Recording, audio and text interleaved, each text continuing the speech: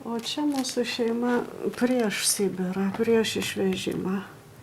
Va ta mirusioji Vandutė, o pačio mažiausio tai kitose jokiose nuotraukose ir nėra.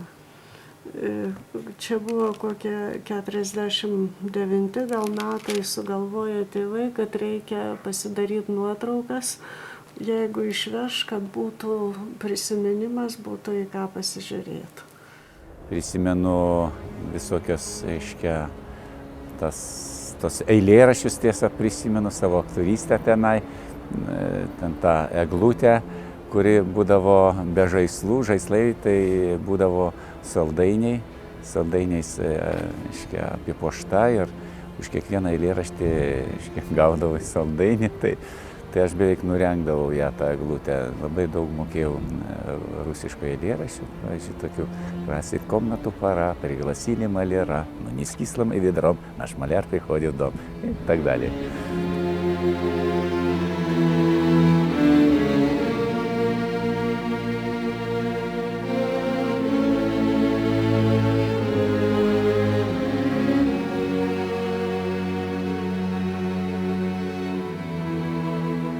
Važiuojam iš Okvatos, reiškia. Tai buvo sakoma, kad mes savo norų važiuojam. Važiuojam pakeisti, kaip sakė, geografinę vietą.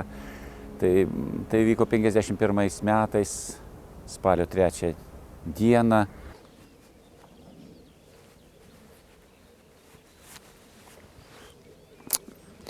Motina labai verkė. Tai ir tas leitenantukas susisukęs ir jisai verkė.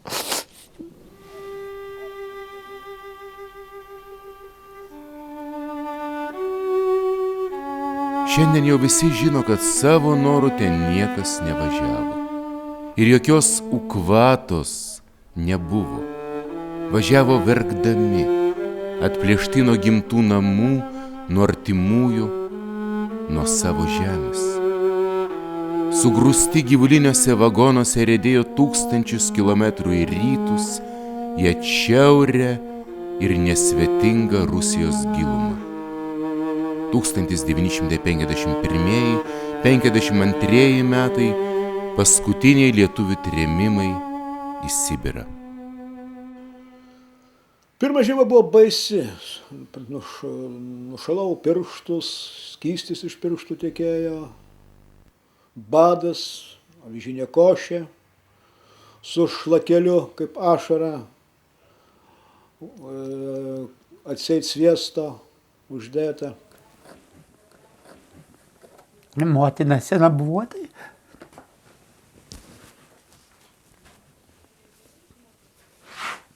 Nuveina paprašo, tai duoda kokį šaukštų, to kai vadino kombenžyro. Atneždavo mama ten pieno, ten būdavo toks, stiklinė beveik to pieno, tai aš nežinau, gal savaitei ir kai mes tą pieną man neleisdavo gert, o duoną dažydavom ir kad ilgiau būtų. Į Tomsko sritį buvo atvežta šimtai šeimų. Vyrai, moterys, vaikai, seneliai. Visus jos pirmiausia pasitiko gūdi Sibiro žiema. Šaltis ir badas. Stiklinė pieno savaitė, samtelis košės, lašas sviesto didumo sulig ašara ir žinoma darbas. Sunkus, alinantis ir atimantis paskutinės jėgas, paskutinę viltį jaustis žmogumi. Na ir štai aš tapau traktoristo padėjėju. Tai yra buvo pats prasčiausias darbas. Aprengė mums davė pufaiką, vatinės kelnes, vatinės pirštinės ir vailokos. Vatinės pirštinės ir pufaika į visą, kadangi vatinės miške suplyšo per 3 dienas, tai ten pusnogi keliai tokie, pusnogios rankos ir piktas traktoristas Tipiginas. Jisai vieną žodį pasakydavo normalų ir 3 keiksmažodžiai, kad aiškiau būtų. Na ir tada šrapodavau su to trosą, mūsų darbas buvo padėjo ištempti trosą, sniege gulinčius medžius užkabinti. Tai tempi trosą, užkabini čokerius, tos kilpas tokias, sniegų ropom, iki pažastų. Nu ir vienu žodžiu, kad greičiau, blešta быстрее. А все делаешь как не русский. Po kokio mėnesio man baigėsi kantrybė.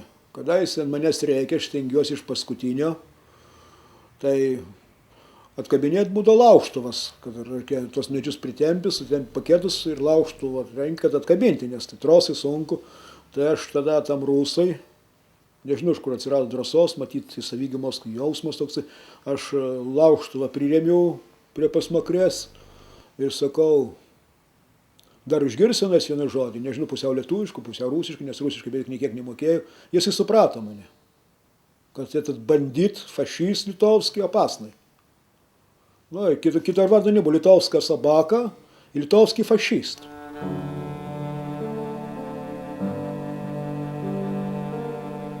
Lietuviai tremtiniai dažniausiai dirbo miško kirtimo darbus. Kirtavietės buvo giliai taigoje. Patys statė barakus, tiesė siaurukus, jais gabeno medieną į perdirbimo centrus. Dar ir dabar šiose vietose stovi išlikę bėgių pylimai, kai kur rūdyja vagonų likučiai, riokso senųjų pastatų griuvėsiai. Ir dūzgia juose tik vėjas ir uodai. Kada sėdi žmogus, tarp uodų atrodo, kad rūke. Sėdi žmogus ant kelmo ir atrodo, kad jis rūke. Sako, kad jeigu žmogų paliktų porą valandų, jis mirtų suėstas uodų. Tai buvo, uodai prasidėdavo gegužės mėnesį, dar pas sniegą jau pradėdavo vaikštinėti jie. Paskui rugpjūčio mėnesį atsirasdavo visas pragaras parazitų. Tai maškara, muselės tokios auksinės spalvos, mažytės, jų tiek nemato, bet atrodo, kad esi prie laužo ir kaip ugnies liepsna tave laižo. Nuostabaus grožio Sibiro gamta, Sibiro taiga.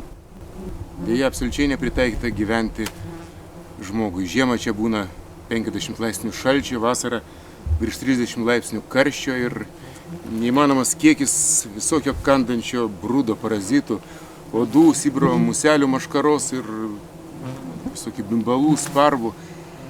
Ir štai čia, Tomsko srities gilumoje, 30 km nuo Bielai Jaro, buvęs Karelino kaimas, į kurį buvo ištrimti lietuviai, o greta va štai šitos kapinaitės, kur dar išlikę lietuvių kapai, kai kurie iš jų perlaidoti, išvežti palaikai į Lietuvą, kiti dulėjo čia, šitoj nesvetingoje Sibiro žemėje ir praeis dar keletas metų. Ir va šitie paskutiniai lietuviški kryželiai sudulės ir neliks taigoj jokių pėdsakų. Gamta greitai viską užlygina, išlygina žaizdas, deja istorijos žaizdos išsilygina kur kas sunkiau. Kryžiai, kryžiai, kryžiai, pilki ir kuklus, užmiršti, nebelankomi, neatlaikę atšiauraus klimato pokyčių, ardančios gamtos galios. Pavargę ir atgulę Sibiro miškuose, yrantys ir nykstantys. Paskutiniai čia prabėgusio gyvenimo ženklai. Čia guli tikėjimas, kad kada nors bus geriau. Čia guli neišsipildžiusios svajonės ir viltis gyviems sugrįžti į gimtinę. Lietuviški kryžiai Sibiro glūdumoje, be vardų ir datų, vieninteliai liudininkai.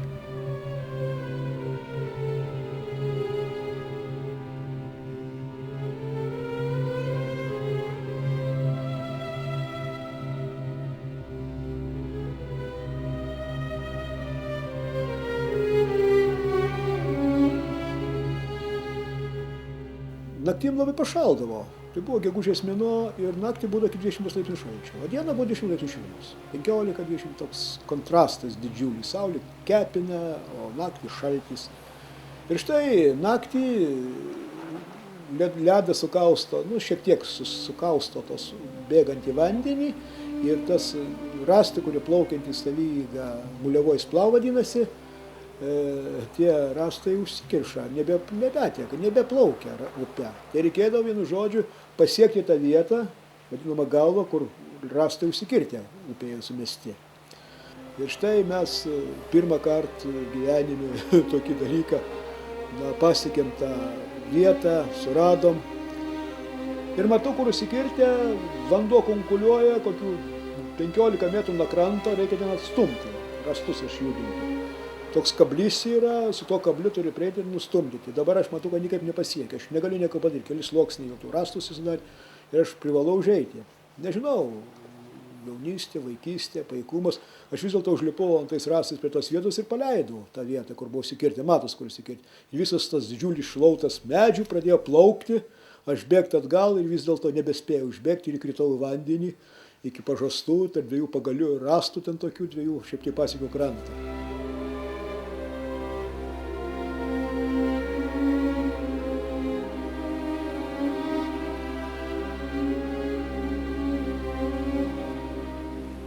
Atsimenu tą pavasarį, mane tai buvo apėmusi labai tokia baisi apatija, sakyčiau. Nieko nesinori, nieko nereikia, nei žaist nesinori, nors atrodo ir tokių naujų žaislų būtų, ko nebuvo čia namuose, bet kažkaip nieko nesinori. Liepia į parduotuvę nueiti, tai nueini. Ką liepia padaryti, padarai, o šiaip jau jokio noro labai nei judėti, nei bėgioti, nei žaisti, nei ką.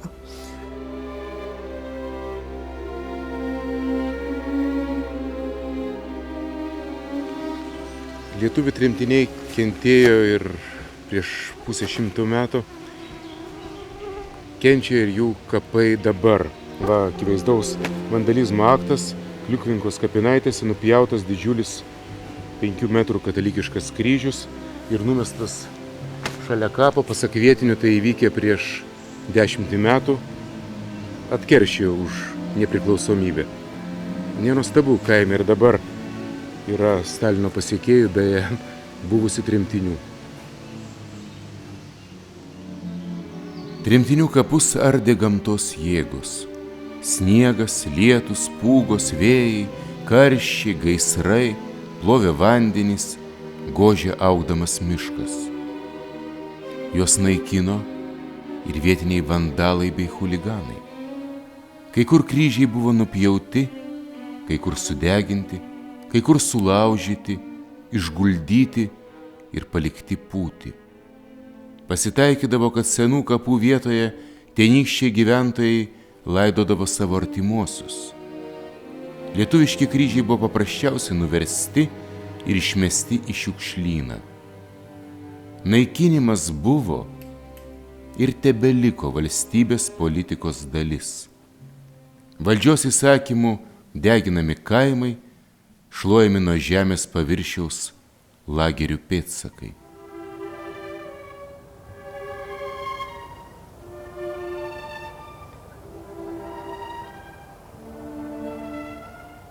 Metams bėgant, Obės upė iš lėto keičia savo vagą. Stiprus ir galingas vandens srautas vienus krantus užneša smėliu, kitus ardo ir greuna. Prie Kolpašuvo miesto Obė daro didelį vingį, todėl kasmet daugiau ar mažiau nukenčia dešinysis krantas. Šioje vietoje 1979 metais pavasarinio potvynio metu prieš gegužės 1 iškilmes netoli buvusios NKVD būstinės miesto gyventojai stebėjo šiurpų vaizdą. Stataus kranto šlaite atsivėrė žmonių palaikai. Stipri upės tėkmė plovė lavonus, nešė tolyn pasroviui kojas, rankas. Vietos gyventojai čia ėmė rinktis su gėlėmis ir vainikais, tačiau atvykę milicijos būriai atitvėrė teritoriją ir uždraudė arkliams. Prie kranto buvo atplukdyti galingi laivai, kurie dieną naktį sraigtais griovė skardį, traiškė žmonių palaikus, malė jų kaulus, naikino pėdsakus, trynė į dulkes kraupių nusikaltimų įkalčius. Plaukiančius Obės upe lavonus gaudė kabliais, tvirtino plytas, geležis ir gramzdino į dugną. Tuos, kurie neskendo, irklais daužė į gabalus. Kūnų likučiai mėtėsi krante, pamiestą jos tampė šunys. Gyventojai prisimena moterų ir vaikų kaukolės su šautinėmis skylėmis. Tai buvo enkevedistų tardytų ir sušaudytų žmonių kapavietė. Vietiniai prisimena, kaip negrįždavo rajono darbo spratuoliai, sukviesti į konferenciją. Kažkada šioje vietoje buvo numatyta kelio statyba, tačiau enkevedistai uždraudė darbus, neišaiškindami priežasties. Tik tai po daugelio metų upė atskleidė paslaptį.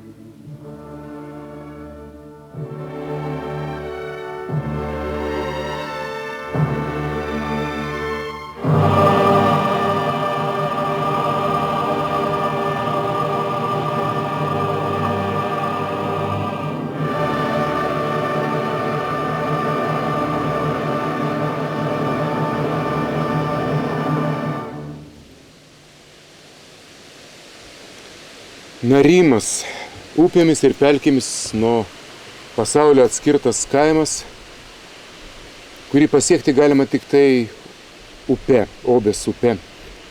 Mes irgi labai sunkiai pasiekėm šį kaimą ir dabar. Prieš 100 metų turbūt tai buvo padaryti įmanoma dar sudėtingiau.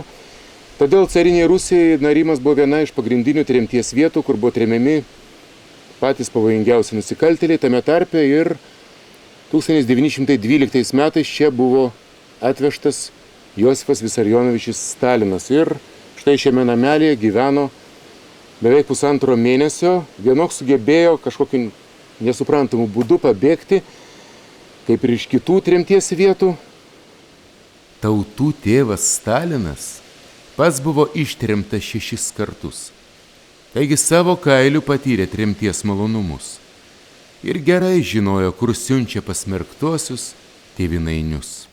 Lietuvių tremtiniai tikrai nemiegojo štai tokiuose lovose, neturėjo tokių pagalvių, tokių apkulotų. Na, suprantama, čiagi Stalino lova. Išties smagu ir patogu gulėti Stalino lovoje. Taip ir sukasi viena Stalino frazė galvoj: žить stalo лучше, жить стало веселей.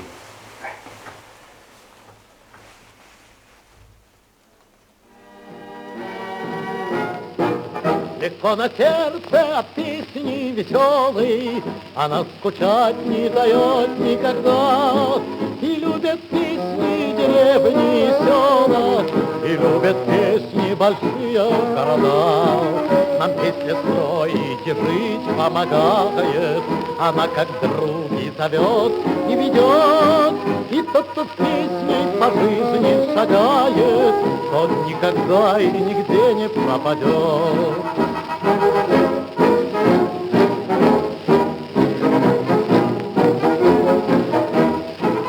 Мы можем петь и смеяться, как дети, среди упорной борьбы и труда.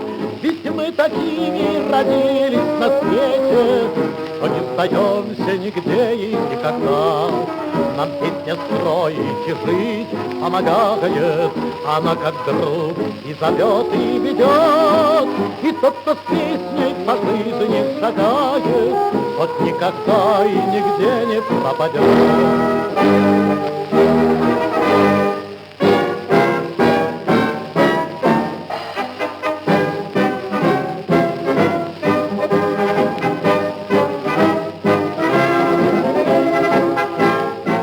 Kas nepavydėtų mums tėvynės šitos, kur prašvito amžiais išsvajotas rytas, kur auksiniais žodžiais džiaugsmas užrašytas, kur kovom laimėtom vargas išvarytas.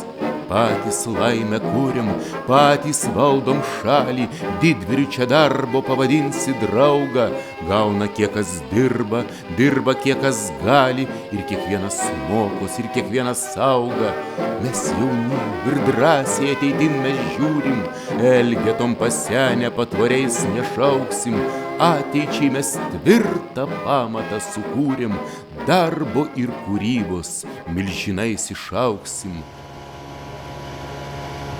Pralenkė tikrovė svajones poetų, kokiais rūbais naujas penkmetis rėdysis. Laimę mes statysim, kad šalis žydėtų, o pirmyn mus veda Stalinas didysis.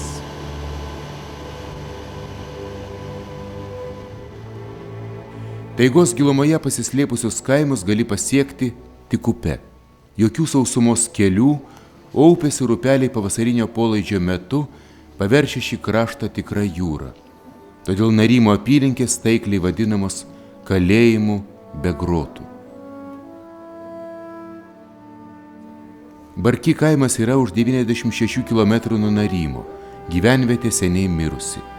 Į pastatų griuvėsius taigos glūdumoje užklysta tik meškos ir medžiotojai.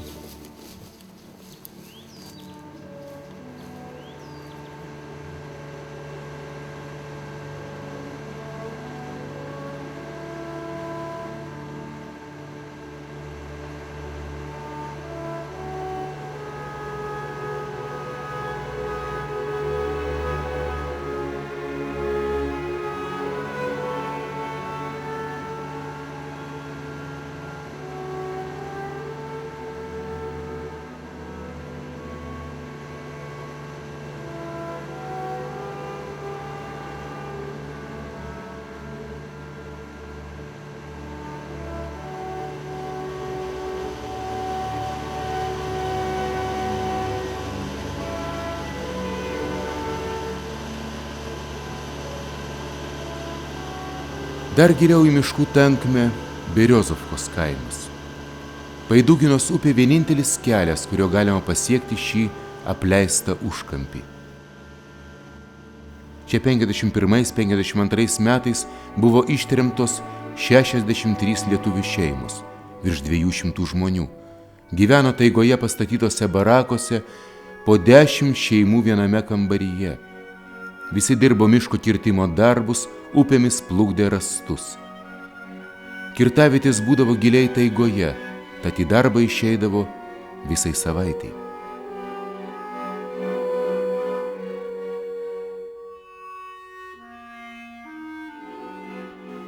Jeigu Narimas pagrįstinai laikomas pasaulio kraštu, tai kasgi tada yra Beriozovkos kaimas, nutolęs nuo Narimo į taigą per 200 kilometrų. Galime paliudyti, kad Beriozovka ir pakelyje pusiaukelė esantis kaimas, buvęs kaimas Barki, turbūt yra pačios baisiausios ar vienos iš baisiausių tremties vietų ne tik tai Tomsko srityje, bet ir visoje Rusijoje. Lietuvių čia jau seniai nebėra, likę dar tik tai keli kapeliai. Ir mūsų su operatorium turbūt esame paskutiniai lietuviai aplankę šias baisias vietas. Na, tikėkime, kad tai iš tikrųjų taip. Taigi, žiūrėkite, įsidėmėkite, grožėkite, įsiminkite. Beriozovka 200 km nuo pasaulio krašto. Prieš 50 metų čia buvo kultūros namai, miško pramonės ūkio kontoros pastatai, 10-metė mokykla, veikia paštas, retkarčiais perduodamas žinią iš ten, iš kito pasaulio, kur toli toli tebėra tikrieji namai, kur ir žolė kitaip kvepia, ir paukštis kitaip čiulba. Čia ruseno viltis kada nors sugrįžti į gimtinę, kada nors, kai baigsis ilga ir žiauri Sibiro žiema. Ir paskui staiga prasidėjo žiema. Staigi žiema pradėjo versti sniegą. Sniego per kokią savaitę privertė gal kokios 2,5 metrų. Nu, sulig žmogum beveik. Baisiai pūga buvo. Pradėjo snigti, užšalo, prasidėjo žiema, o mes visi vaikai pradėjom sirgti. Visi sirgom dizenterija pirmiausia, kadangi gal nuo tokio blogo maisto, gal neaišku nuo ko. Ir kas nebuvom sirgę kokiam vaikiškom ligom, tai mes dar ir tymais sirgom, kadangi nebuvom sirgę. Na, ir mes visi išgriuvom.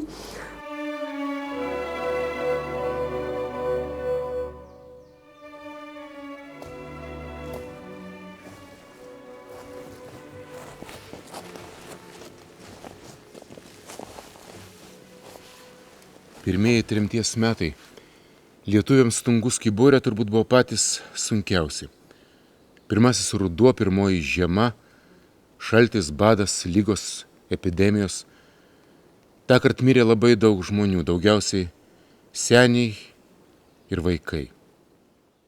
Po poros savaičių pirmoji mirtis iš mūsų, paskui lapkričio 12 pirmoji, o lapkričio 13 antroji. Tai kai mirė Poliuku vadindavom tą brolį, tai kai jis mirė, tai jį palaidojo net tą pačią dieną, kadangi mes visi buvom gatavi.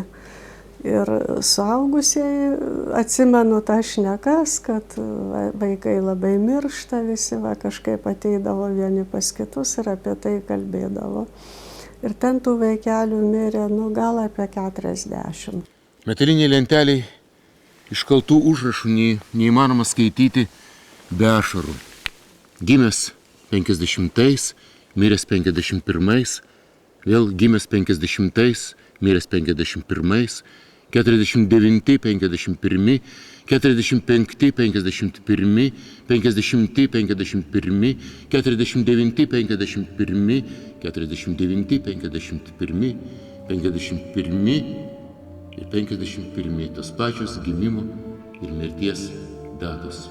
Ir vėl 51, 51, 51. Samanotoje taigoje į mažą kauburėlį sutilpusi vaikystė. Tokia trapi ir trumpa, tokia bejėgė prieš didelę ir žiaurę tremties lemtį.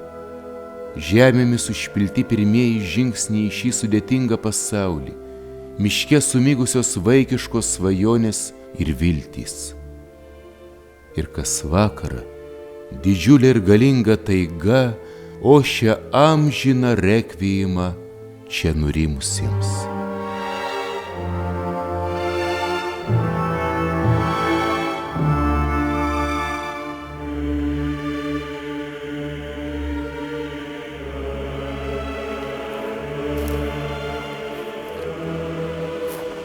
Lyg nudegę žvakigaliai, į dangų stiebėsi apanglėję kryžiai, raužęs gaisras išdegino taigą, nuniokojo vienas gražiausių ir turbūt pačias gausiausias lietuvių tremtinių kapinės Tomsko srityje. Kaimo centralinėje kapinaitėse į žemę atgulė 33 lietuviai. 33. Skaičiai, skaičiai, skaičiai. Už kiekvieną iš jų likimas, tragedija, ašaros. Tačiau šioje nesvetingoje žemėje karaliavo ne vien tik tai skausmas. Čia buvo ir meilė, buvo gyvybė. Vien tik tai kaime centralinėje tremties metais buvo pradėta ir į pasaulį atėjo 10 vaikų. O taiga taip pat atgimsta. Apdegusioje žemėje išdygo pušaitės, stiebėsi į dangų ir praeis 50-60 metų ir šioje vietoje oš galinga, gražuolė taiga.